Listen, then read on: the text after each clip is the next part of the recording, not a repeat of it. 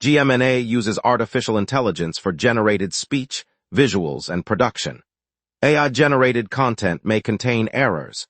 Please verify important information before making decisions or taking action.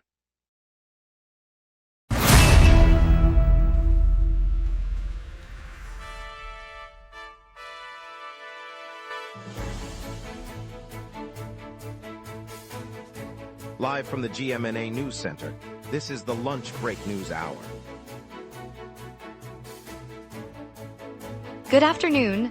A man was seriously injured after being struck by a vehicle on Queen in Portland, and city planners say the new Portland-Wellington redesign is already calming traffic for walkers and cyclists. On the streets, we're seeing heavy congestion from festivals and construction. Over to you, Nathan. Hilary Duff's Lucky Me Tour will play this Saturday at Scotiabank Arena, with doors opening at 6 p.m. and the show starting at 8 p.m. Tickets range from $30 to $70, with a limited number of VIP packages that include a meet and greet and exclusive merchandise. The concert will feature opening performance by local indie band The Maple Beats, scheduled to begin 30 minutes before the main set to warm up the crowd. We've got plenty to cover this morning, so let's jump right in and start the broadcast together, keeping you informed. Here are our top stories. A man was seriously injured after a vehicle struck him on Queen Street West near Portland early Wednesday, just before 5:30. Toronto paramedics responded to the downtown collision. Dev Showri has the full story.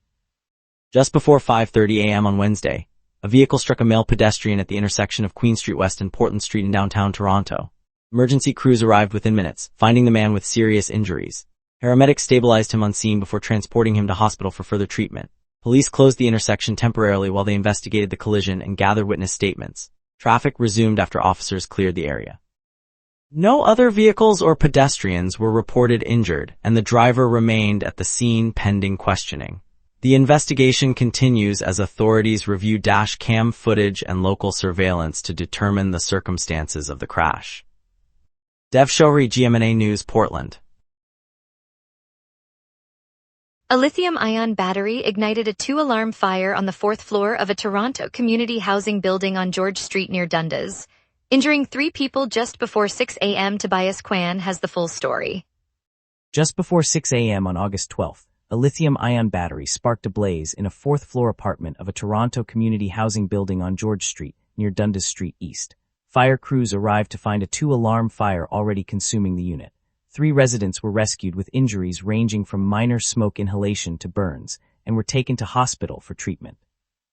Firefighters battled the flames for over an hour before bringing the fire under control, while Toronto Fire announced the incident is part of a wider review of lithium-ion battery fires across the city. The building's residents were evacuated, and the area remained closed while investigators examined the scene. Tobias Kwan, GMNA News, George Street. Toronto's redesign of the Portland and Wellington intersection has calmed traffic, creating safer streets for pedestrians and cyclists after 2 months of bottleneck congestion. City officials say the changes address long-standing safety concerns. Dev Showri has the full story. 2 months after the city finished work at the Portland and Wellington crossroads, drivers are moving at a steadier pace while pedestrians and cyclists enjoy wider sidewalks and protected bike lanes. The old bottleneck, once a honking mess of stalled cars, has been replaced with a signal-timed crossing and curb extensions that give walkers more room to turn. City engineers say the changes cut the average wait time for vehicles by roughly 15 seconds and created a clear, buffered path for cyclists heading downtown. Residents nearby report feeling safer and say the new layout encourages more people to choose foot or bike for short trips. The project was aimed at easing a long-standing congestion point and boosting non-motorized safety.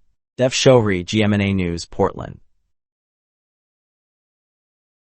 Ontario auto theft drops 8.4% in first half of 2026, according to Equité Association report. The decline follows the 2024 national strategy. Dev Showri has the full story. Ontario's auto theft count slipped by 8.4% in the first half of 2026, the Equité Association reports. The agency says the province recorded fewer stolen vehicles between January 1st and June 30th compared with the same period a year earlier. Officials attribute the drop to the national auto theft strategy rolled out in 2024 after a string of increases across Canada. That program introduced tighter tracking of license plates, expanded roadside inspections, and more resources for provincial police units. The latest figures suggest the measures are beginning to reverse the upward trend that had plagued the country in recent years. The decline marks the first reported year-over-year reduction since the strategy's launch. Dev Shohri, GMNA News, Toronto. Ontario farmers say the province's food security strategy, featuring an expanded Ontario food terminal, could streamline distribution and lower grocery prices across the province. The announcement came Wednesday. Ainsley Booth has the full story. Farmers across the province are saying the new food terminal expansion could shave a few dollars off grocery bills. The Ontario Food Terminal, slated for a major boost under the province's food security strategy, will add thousands of square meters of cold storage and loading docks, letting local growers ship fresh produce directly to retailers. By cutting the number of handoffs in the supply chain, producers expect faster delivery times and less spoilage, which translates into lower costs for shoppers. The expansion also opens additional dock doors for smaller farms that previously relied on larger distributors. Officials say the project aims to keep more Ontario-grown food in the province and to tighten margins for grocery chains. Ainsley Booth, GMNA News, Toronto. Later we'll hear how Tiny Tiny Homes is building a micro-shelter village in Scarborough, a bold step for affordable housing. We will be right back. Every day, important stories happen across the city before any news crew arrives. Sometimes the very first person at the story is you. When you witness something newsworthy, open the GMNA Citizen Reporter app and start your report. The app guides you through every step while your report is delivered directly to the GMNA newsroom. Every submission is reviewed by our editorial team, and approved reports may be featured on GMNA. Get the GMNA Citizen Reporter app today at my.gmna.ca. Your city, your news. Welcome back. Tiny Tiny Homes is constructing a 10-unit micro-shelter village in Scarborough, aiming to provide transitional housing for people experiencing homelessness, with completion targeted for the end of 2026. Simone Okonkwo has the full story. Tiny Tiny Homes, a local charity, is putting together a micro-shelter village in Scarborough. The project will consist of 10 compact, mobile units designed to serve as transitional housing for people experiencing homelessness. Construction is slated to be completed by the end of 2026, creating a small community that can be quickly deployed and relocated if needed. The shelters are built on a modular frame, each unit equipped with basic amenities to help residents move toward stable housing. The organization hopes the village will fill a gap in the city's emergency housing network while showcasing a scalable model for other neighborhoods. The effort comes as part of a broader push to address shelter shortages across Toronto. Simone Okonkwo, GMNA News, Scarborough. Mayor candidate Brad Bradford says he'll tear down the Bloor Street West bike lanes if he wins, sparking debate over cycling infrastructure and traffic flow. Dev Shohri has the full story. Brad Bradford is telling Toronto voters he will rip out the bike lanes that run along Bloor Street West if he wins the mayoral race. The candidate says the protected lanes, installed several years ago, have become a source of traffic congestion and frustration for drivers. He promises a swift removal, pledging to restore the street to its original configuration and to prioritize smoother vehicle flow. Bradford's proposal arrives as the city's municipal election draws near, with candidates jostling over transit, road safety, and downtown mobility. Critics argue the lanes encourage cycling and reduce emissions, while supporters claim they clog a major arterial road. The promise adds another flashpoint to an already crowded campaign. Dev Shohri, GMNA News, Bloor. The immersive Julius Caesar production at Delta Upsilon's Fraternity House has sold out, marking a highlight of this summer's SummerWorks festival. The site-specific show draws university crowds and CBC's Hayden Waters. Simone Okonkwo has the full story. Inside the historic Delta Upsilon Fraternity House on the University of Toronto campus, an immersive Julius Caesar retelling filled every room this summer.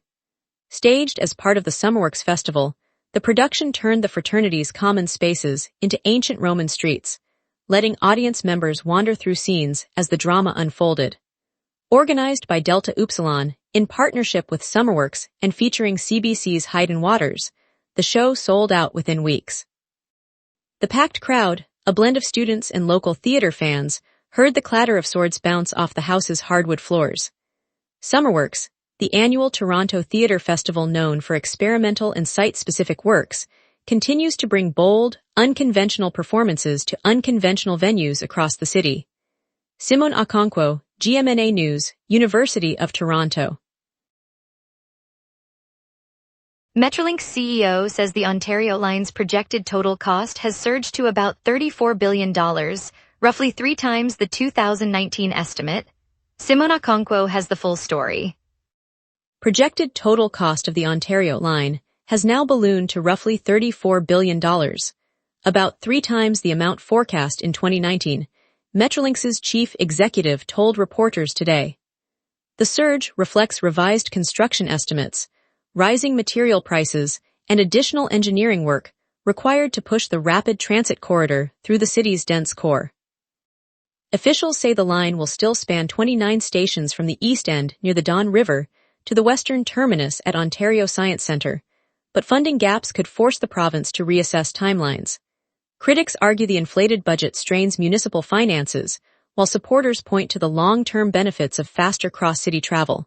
The project remains slated to break ground later this year. Simone Okonkwo, GMNA News, Toronto.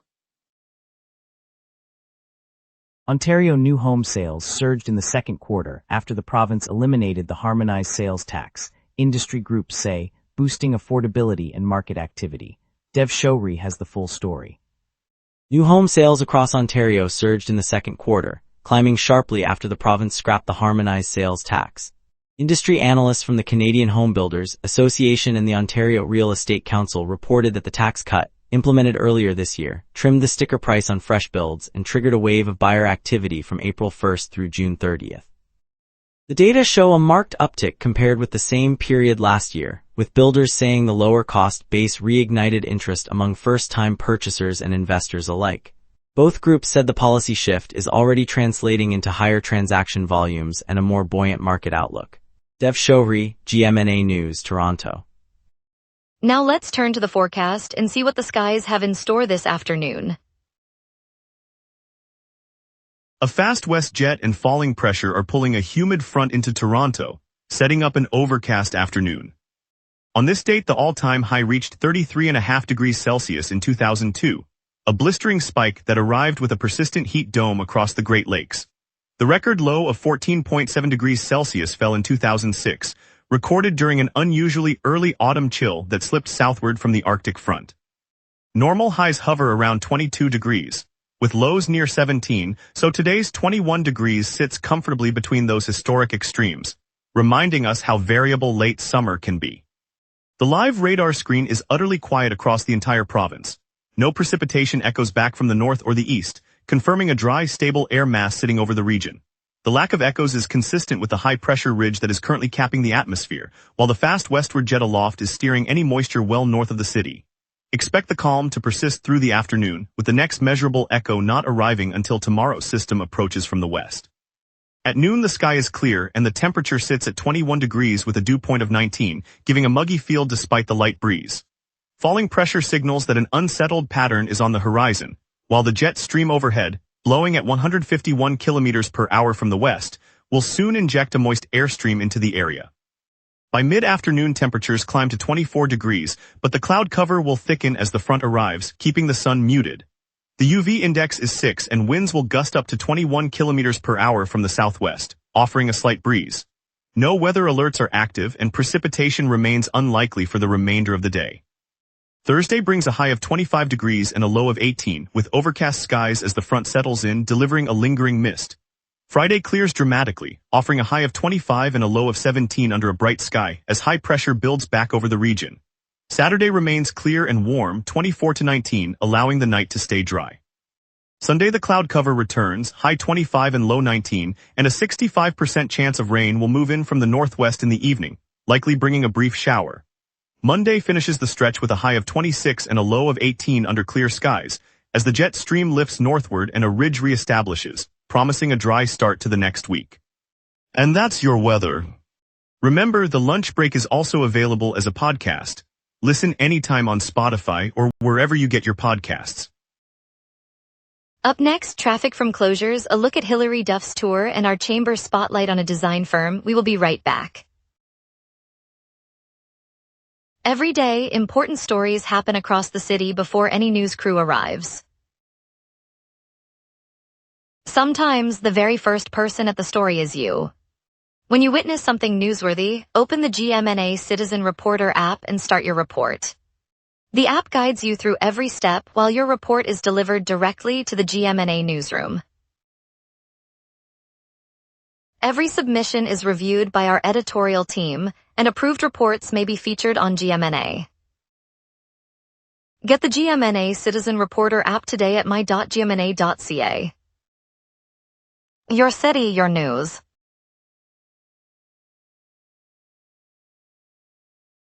Heavy congestion continues on Dundas Street West, where a crane lift has shut the corridor between Runnymede Road and St. John's Road. Traffic is backing up to the Gardiner and spilling onto nearby side streets, so drivers should seek alternate routes such as the Gardiner eastbound or Lakeshore Road. Further east, the Taste of the Danforth Festival has closed Broadview Avenue from Danforth Avenue to Jones Avenue. Expect slow traffic and limited turn lanes. Use Danforth Avenue or Carlos Street as detours. On the subway, the TTC will end service early on Line 1 between Lawrence West and St. George for track work. Trains will terminate at Lawrence West around 5:30 p.m., and riders will need to transfer to the bus bridge to continue downtown. Elevator and escalator outages remain at several stations, including Union, Spadina, and St. George, so allow time for stair access. The 401, Don Valley Parkway, and the QEW are moving freely. National Bank Open Women's semifinal action lights up Sobeys Stadium, and the stakes are high as the world's top players battle for a spot in the final. It's a chance to see future Grand Slam champions up close. Hilary Duff is on stage at the RBC Amphitheater, delivering the hits that defined a generation. Her nostalgic setlist will have you singing along all night. For a more intimate vibe, head to 8 Market Street, where Chris O'Day brings fresh R&B rhythms as part of the I Heart Market Street music series. He blends soulful lyrics with a downtown feel, perfect for a quick lunch break. Looking ahead, the Afro-Carib Fest boat cruise sets sail on the Empress of Canada this weekend, promising Caribbean and African beats, street food, and sunrise views over the harbor. The cruise turns the waterway into a floating festival you won't want to miss. And now here's Marcus with sports. Morning buzz in Toronto. Baseball's farm surge, a Jays win, and TFC's homecoming. GM Ross Atkins declared the Blue Jays farm system now in a healthier position after the draft and trade deadline, highlighting left-hander Cole Carlon as the centerpiece of that boost. Expect Carlon to climb the depth chart and add depth to Toronto's future rotation. Brett Bateman hit an RBI double in the third, fueling a 5-run effort as the Blue Jays edged the Red Sox 3-5 at Rogers Center. Dylan Cease worked 5 innings, allowing 5 hits, 4 walks, and striking out 7, keeping Toronto's offense alive. Toronto FC is set to reclaim BMO Field after a months-long displacement when FIFA commandeered the venue for the World Cup, forcing both the club and the Argonauts out in May. The homecoming restores a true soccer atmosphere for the upcoming season. Stay tuned, Toronto. The season's momentum is just heating up. Thanks, Marcus. Primary Print and Design Company on Queen Street West is getting a spotlight today. This family-run graphic design shop just secured a $500 grant from the City of Toronto to refresh its storefront windows. Owner Maya Patel says the modest boost will let them showcase vibrant work, attract foot traffic, and keep the shop humming in a competitive market. The upgrade isn't just about paint. It signals how a city can lift its small business backbone, turning a simple window makeover into a community invitation. In a neighborhood where murals and cafes define the vibe, Primary Print adds a fresh visual pulse that reminds us Toronto thrives when local creators get a hand up. Stay tuned as we cover Ontario's massive wildfire evacuation effort and later, the spectacular Perseid meteor shower lighting up our night skies. Every day, important stories happen across the city before any news crew arrives. Sometimes the very first person at the story is you. When you witness something newsworthy, open the GMNA Citizen Reporter app and start your report. The app guides you through every step while your report is delivered directly to the GMNA newsroom. Every submission is reviewed by our editorial team, and approved reports may be featured on GMNA. Get the GMNA Citizen Reporter app today at my.gmna.ca. Your city, your news.